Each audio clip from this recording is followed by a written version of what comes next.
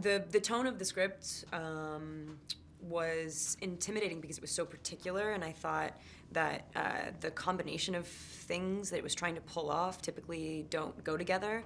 And I thought that, if the right people came together, that it could be done, and we could strike that tone, because it's like it's very faithful to being a full-blown comedy, a full-blown love story, a full-blown action movie. And so Jesse is kind of one of the only people that I would have been comfortable doing that with. But it's just these kind of sweet stoner kids in the middle of the country, just trying to like get through their day. And then one night, this strange woman comes to my store, and this convenience store where I work, and she basically activates me, and I am a trained fighter, and have forgotten my past. And then the CIA is coming to wipe us out, so we have to defend ourselves. Me using my kind of special fight training that I've learned and forgotten about, and also anything we can get our hands on. Like, so the first time I have to defend myself, I'm eating a bowl of soup, so I have to use a spoon.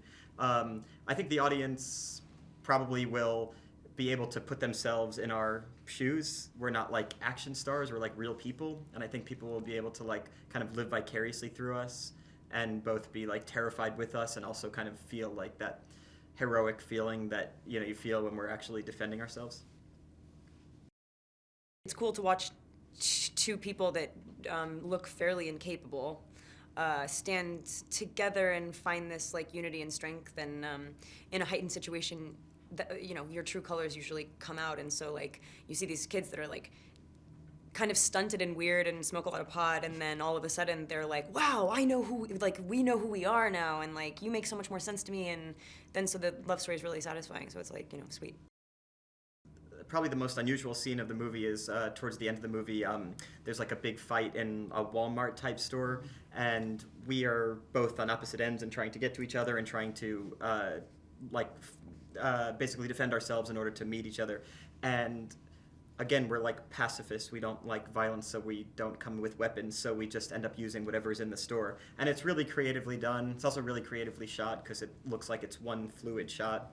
It was really difficult to do, and we had to train for weeks in order to kind of learn how to do the stunts. So I was looking forward to it and also really relieved when it ended. Right, so in the first like kind of main action scene in the movie, my character is just eating a bowl of ramen. He sees these like guys trying to break into his car outside his convenience store, and he asks them like, "Why? What are you doing? Why are you breaking into my car?" Because he's a sweet guy. He's not a violent man. And then they come and attack him, and the only thing he has is this soup, which is luckily hot, so he can throw it at them. And then he has this spoon, and he uses it to kill them. And then he realizes he must have some kind of power.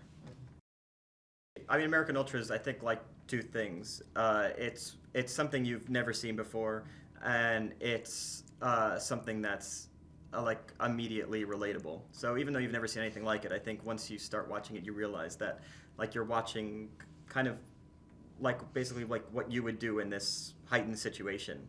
And so it's really fun because you can kind of like live vicariously through it.